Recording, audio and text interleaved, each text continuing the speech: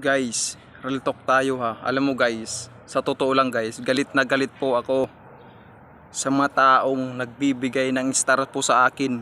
Yung mga tao pong nagbibigay ng star sa akin, sa totoo lang guys, galit na galit ako sa iyo. Alam mo kung bakit guys? Yan ang inaanuhan ko dyan eh. Yung taong nagbibigay ng may star sa akin, nagsisend sa akin ng star. Sa totoo lang, nagagalit ako sa inyo. Alam nyo kung bakit? Pakinggan nyo ito kung bakit ako talaga naggalit sa nagbibigay ng star sa akin. Ito na guys, alam mo kung bakit? Dahil sila lang nagbibigay ng star sa akin, hinihintay ko lang kayo magbigay ng star sa akin. Guys, di ba?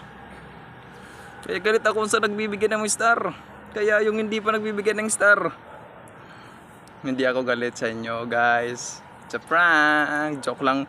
Joke muna tayo guys. Huwag tayong masyadong seryoso sa buhay natin. Kasi pag ang buhay seryoso lagi, alam mo naman yan,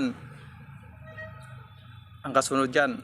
Kaya relax lang. Baga, sabay tayo sa agos ng ating buhay dito sa mundo. Di ba? Huwag natin masyadong stressin yung sarili natin kahit mahirap lang naman tayo. Kahit dalang beses lang nakakain tayo sa isang araw, okay na yun. Kahit tuyo ang ulam natin, walang problema yun.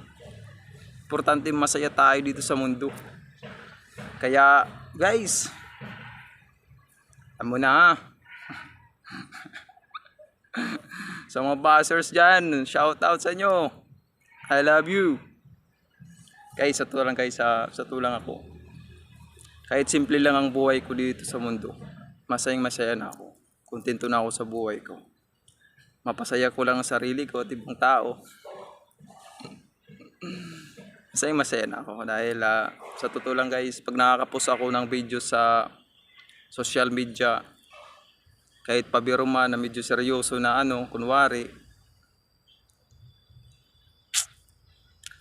nawawalang pagod ko. Kahit mahirap ang trabaho ko, kahit simple lang, ganyan ang buhay, di ba? Kaya guys, alam mo naman guys. Kaya alam mo na ang buhay ay wither lang. Kaya thanks for watching.